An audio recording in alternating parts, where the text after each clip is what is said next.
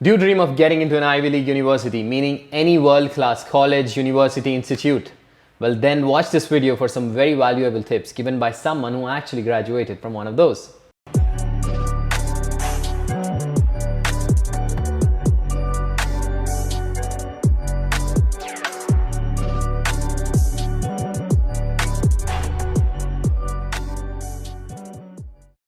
I've taken many weeks to compile this exhaustive list, did surveys with my students who went into an Ivy League as well as my colleagues from my college days.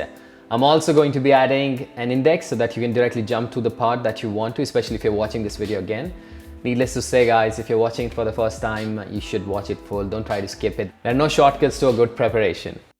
The selection process is one of the most excruciating experiences, and you might just get lost in what you should focus on: routine, subject area, study plan, problem solving, etc. But you should always remember that a key element to your application are the suggested standardized exams such as SAT, TSA, GMAT, GRE, etc. Since a good performance in those can to a large extent give you a very good chance to get into an Ivy League. And again, I can say that not only because of my personal experience, but also because I have a school where we have been successfully preparing our students for years for these exams. So I know what it takes. Okay, let's get to the point. The 10 things beyond just studying math that will make your application get accepted. Number 1, you're not special. I know it sounds crazy and it's an odd way to start the points, but it has to be said at the start. And don't be sad, of course, we all are unique and special in some way or the other, but breaking news, guys, the fact that you were grown up in your family with a special person tag doesn't make you special in the real world. Remember that. These are some qualitative inputs that I actually give in my first class.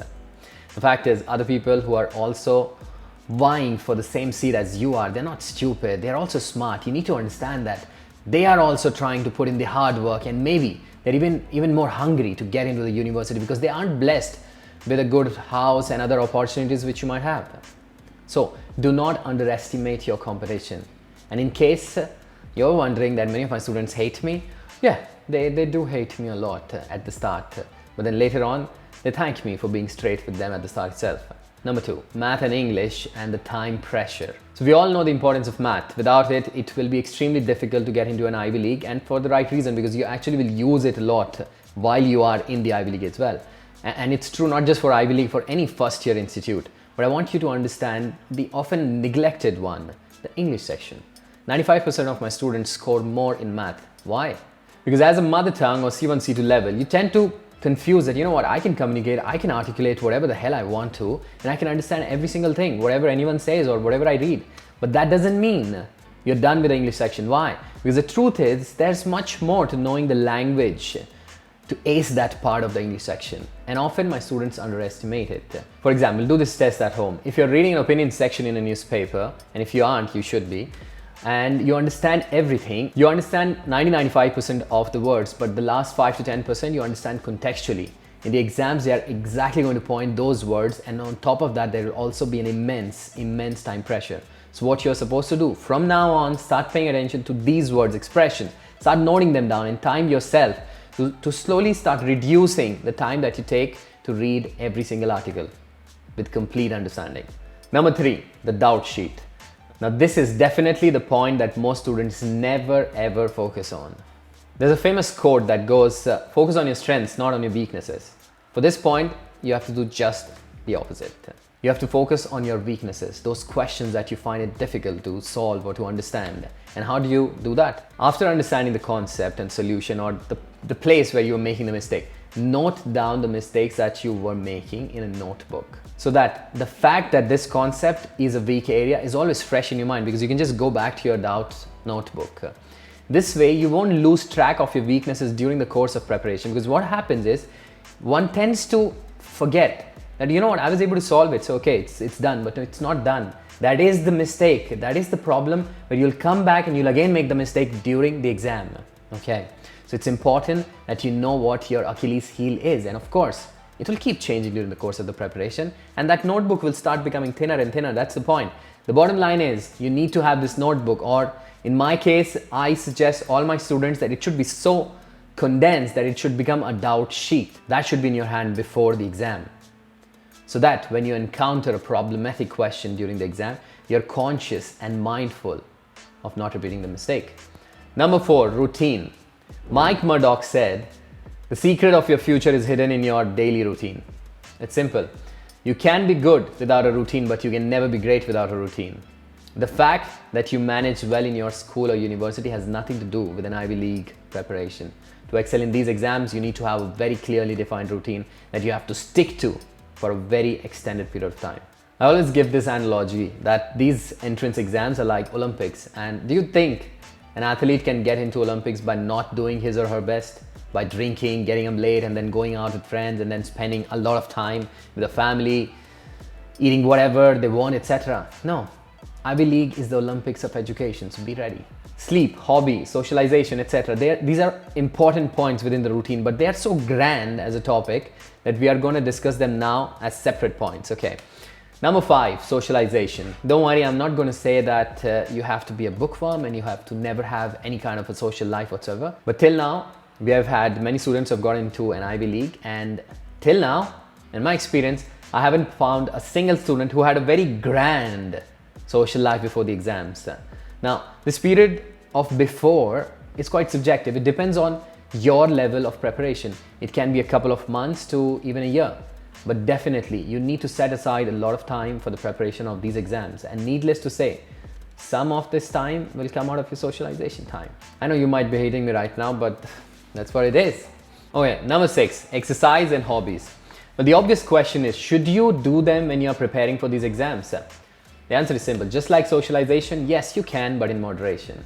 In fact, you should continue with the exercises and hobbies. The reason is quite simple. You can never have a sustainable routine which is devoid of everything. For example, imagine a person who wants to have a good physique. His or her meal plan would always have a cheat day. Why?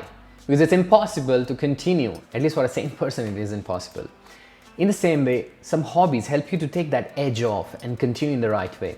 As I said before, it should not take too much of your time. Furthermore, exercising is one thing that I always suggest my students to do because it helps you being alert and focused, and at the same time, it makes you look like a more alert and focused person.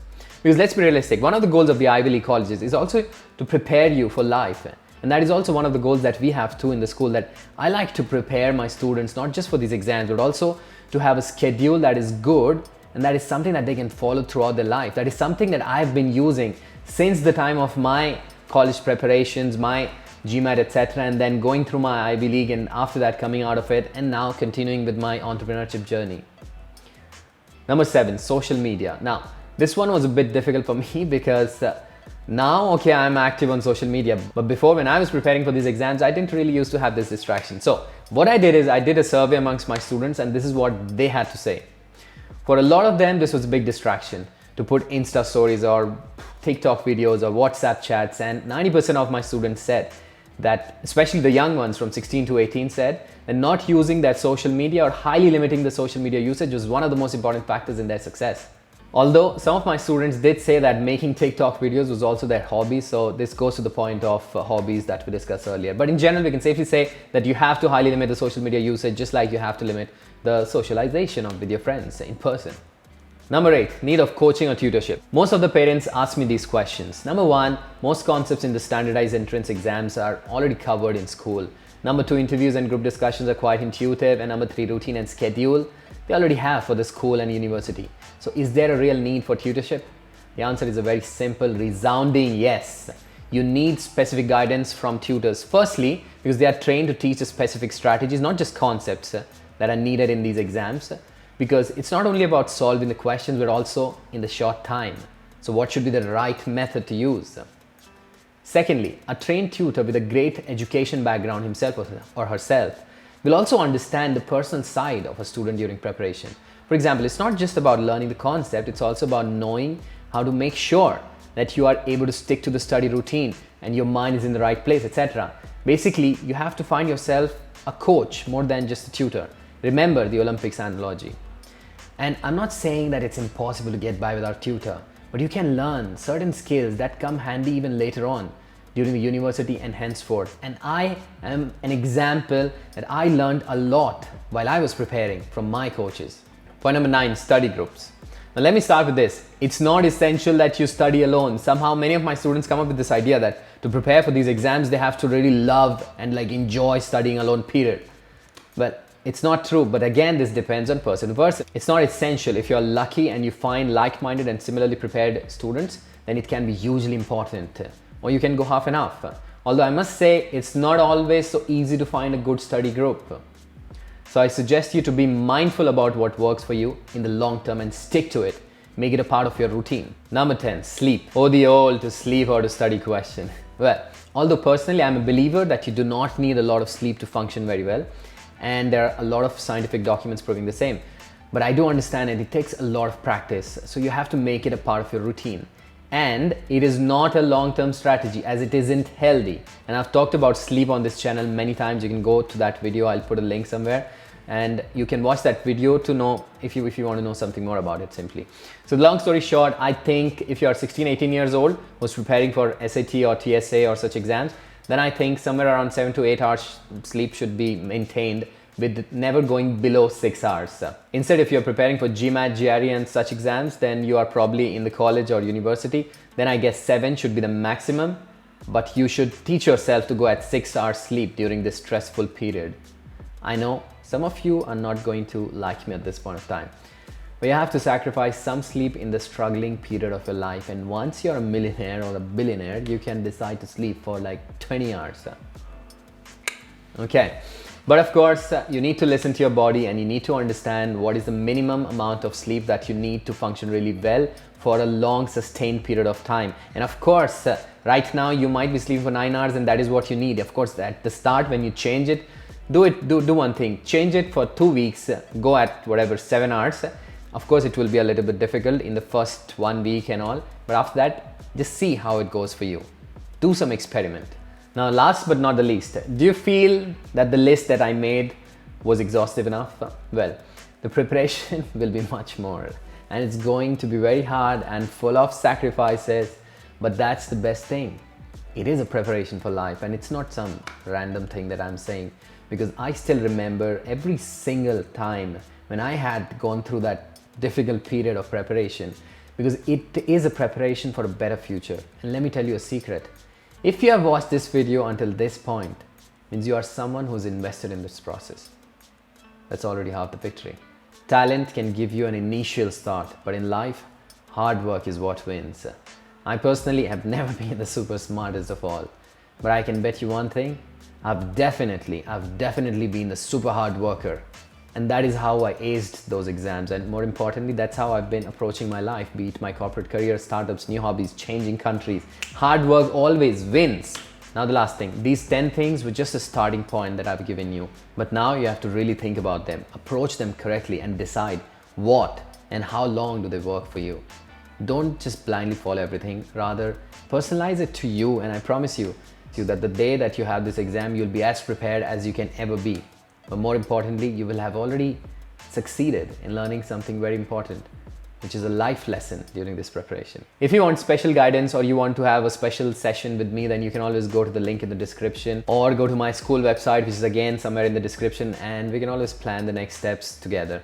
If you have arrived until this point, then I guess you liked what I have to say. Then please also show it to me by pressing the like button and subscribing to the channel, and let me know what you thought in the comments below.